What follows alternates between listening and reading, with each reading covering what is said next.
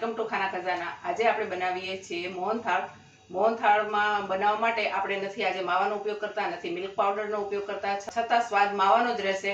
માવાની જગ્યાએ આપણે શું ઉમેરીએ છીએ તે તમારે જોવાનું છે। અને મોહનથાળ બનાવવો એકદમ આસાન છે। હું તમને આજે તેની રીત એકદમ આસાન કરીને બતાવીશ। મોહનથાળ બનાવવાની તૈયારી શરૂ કરીએ। મોહનથાળ બનાવવા માટે આપણે 2 કપ ચણાનો લોટ લેવાનો છે। તમે ઘરની કોઈ પણ વાટકી, કપ તમે માપ તેનું સેટ કરી લો, તે જ પ્રમાણે બધા માપ આપણે લેવાના છે, એટલે ક્યાંય ભૂલ ન થાય અને બરાબર મોહનથાળ બને। હવે 1 કપ લઈ લીધો, આપણે બીજો કપ લઈ લઈએ। 2 કપ ચણાનો લોટ લઈ લીધો। આપણે લોટને ચાળીને લઈ લીધો છે, એટલે હવે ચાળવાનું જરૂર નથી। તેમાં આપણે 1,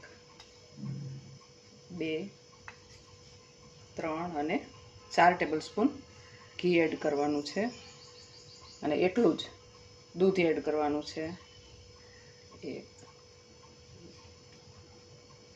હવે આને હાથેથી, હળવા હાથેથી સરસ રીતે ચોળી લેવાનું છે અને એકદમ બધું મિક્સ કરી લેવાનું સારી રીતે। લોટને આપણે ધાબો દઈ દીધો છે।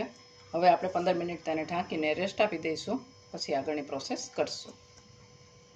15 મિનિટ થઈ ગઈ છે। હવે આપણે લોટને એક વખત તમે આમાં 2 રીતે કરી શકો। તમે ઝીણા ચાયણાથી ચાળી પણ શકો અને મિક્સરમાં એક વખત તમે તેને ફેરવી પણ શકો, પણ મિક્સરમાં ફેરવવાથી તે એકદમ સરસ મોહનથાળ દાણાદારના રૂપમાં બનશે અને તેનું સ્ટ્રક્ચર સરસ બની જશે, કલર પણ ચેન્જ થઈ જશે। એટલે આપણે તેને અત્યારે હવે એક વખત મિક્સીમાં ફેરવી લઈએ છીએ। મિશ્રણને આપણે એક વખત મિક્સીમાં ફેરવી લીધું છે અને તમે જોઈ શકો છો કે એકદમ સરસ દાણાદાર અને મુલાયમ આપણું મિશ્રણ તૈયાર થઈ ગયું છે। આનેથી એકદમ સુપર સોફ્ટ મોહનથાળ બનશે। હવે આપણે તેને ગેસ ચાલુ કરીને અને આગળની પ્રોસેસ કરીએ। હવે આપણે પેન લઈ લીધી છે અને એકદમ લો ટુ મીડિયમ ફ્લેમ પર જ કામ કરવાનું છે। ઘીમાં લોટને બરાબર એકદમ સરસ ધીમા તાપે શેકાવા દેવાનો છે।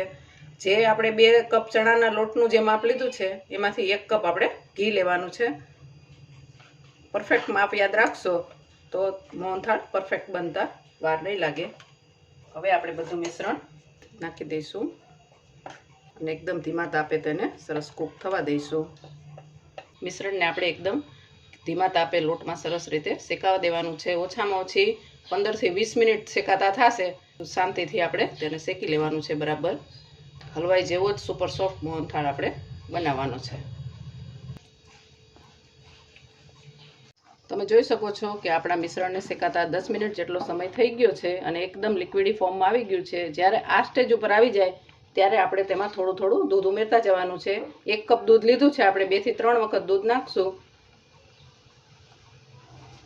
અને તે દૂધ એકદમ મિક્સ ન થઈ જાય, દૂધ પૂરેપૂરું સુકાઈ ન જાય ત્યાં સુધી આપણે તેને કરવાનું છે। આ પ્રોસેસ જરૂરી છે, કારણ કે તે આપણા મોહનથાળને દાણાદાર બનાવશે। પૂરા દૂધને આપણે સૂકવી લઈશું, પછી જ બીજું દૂધ નાખવાનું તેમાં। તમે જોઈ શકો છો કે આપણું દૂધ એકદમ તેમાં મિક્સ થઈ ગયું છે, સુકાઈ ગયું છે। હવે આપણે બીજું દૂધ એમાં એડ કરી દઈશું અને તેને પણ આવી જ રીતે આપણે પૂરેપૂરું મોહનથાળ જ્યાં સુધી શોષી ન લે ત્યાં સુધી કૂક કરવાનું છે। હલવાઈ જે રીતે બનાવે છે તે જ રીતે આપણે મોહનથાળ બનાવીએ છીએ અત્યારે। આ આપણી સિક્રેટ ટિપ્સ છે।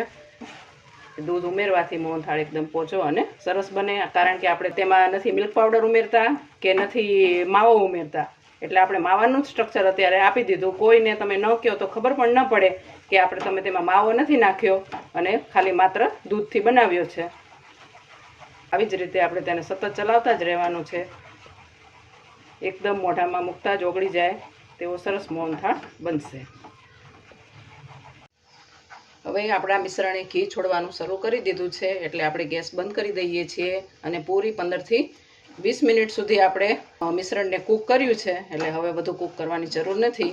ગેસ બંધ કરી અને હવે આપણે ચાસણી બનાવી લઈએ અને કઢાઈ આપણી પેન ગરમ જ છે, એટલે 2-3 મિનિટ ચલાવી લઈશું, એટલે મિશ્રણ નીચેથી ચોંટી ન જાય। હવે આપણે ચાસણી બનાવીએ છીએ, તેના માટે 1 કપ ખાંડ લેવાની છે અને 1/4 કપ પાણી। હવે આપણે ગેસ ચાલુ કરી દઈશું। ચાસણીને પણ આપણે મીડિયમ ફ્લેમ પર જ કૂક કરવાની છે। હવે તેમાં 10 થી 12 આપણે કેસરના તાંતણા નાખ્યા છે, અડધી ચમચી ઇલાયચીનો પાવડર અને બિલકુલ તમે સ્કીપ કરી શકો છો, ફૂડ કલર છે, પણ જો નાખશો તો બહાર હલવાઈ જેવો જ તમને તેનો કલર મળશે. એટલા માટે આપણે ફૂડ કલર પણ એડ કરીએ છીએ. અને હવે ચાસણીને સરસ રીતે કૂક થવા દઈશું. અહીં આપણે એક તારની ચાસણી બનાવવાની છે. એક તારથી થોડી વધુ થઈ જાય તો પણ વાંધો નહીં, પણ એક તારની તો કરવાની છે. હવે આપણે જોઈ લઈશું. આપણે 8 થી 10 મિનિટ ચાસણીને કૂક થતા થઈ જેટલો સમય થઈ ગયો છે. એક તારની ચાસણી બની ગઈ છે. આપણે એકદમ અહીં હળવા હાથે મિશ્રણને એકદમ સરસ રીતે મિક્સ કરવાનું છે. લોટમાં બરાબર ચાસણી મિક્સ થઈ જાય, બધું એક રસ થઈ જવું જોઈએ. આવી રીતે ધીમે ધીમે ચલાવતા રહીને એકદમ સરસ રીતે મિક્સ કરી લઈશું. હવે આપણે 1 મિનિટ માટે ગેસ ચાલુ કરી દઈશું અને 1 મિનિટ માટે જ કૂક કરી લઈશું, જેથી એકદમ બધું મસ્ત મિક્સ થઈ જાય. 1 મિનિટ કૂક કરી લીધા પછી આપણે હવે ગેસ બંધ કરી દઈએ છીએ. ઘી લગાવેલી ટ્રેમાં મોહનથાળને સેટ કરવા માટે રાખી દઈએ છીએ. આપણે સરસ તેને ઇક્વલ શેપમાં પાથરી દેવાનું છે. મોહનથાળને આપણે ડીશમાં સેટ થવા માટે રાખી દીધો છે. હવે આપણે થોડા બદામની કતરણથી તેને ગાર્નિશ કરીશું અને હવે એક પૂરી રાત માટે આપણે તેને સેટ થવા દઈશું. કાલે આપણે તેના પીસ કરી લઈશું. મોહનથાળને આપણે એક આખી રાત માટે સેટ કરી લીધો છે. હવે તેને આપણે પીસ કરી લઈએ અને ડીશમાં સર્વ કરીએ. હવે આપણે તેને ડીશમાં સર્વ કરીએ છીએ.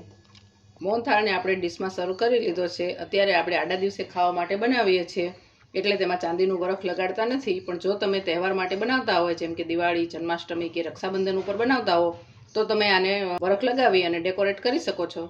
મોહનથાળ આપણે બનાવી લીધો છે. તમે જોઈ શકો છો તે કેટલો સોફ્ટ અને સરસ મજાનો મોહનથાળ બન્યો છે. તમે પણ આવો મોહનથાળ બનાવો અને તમારા અનુભવો મારી સાથે શેર કરો. Thank you.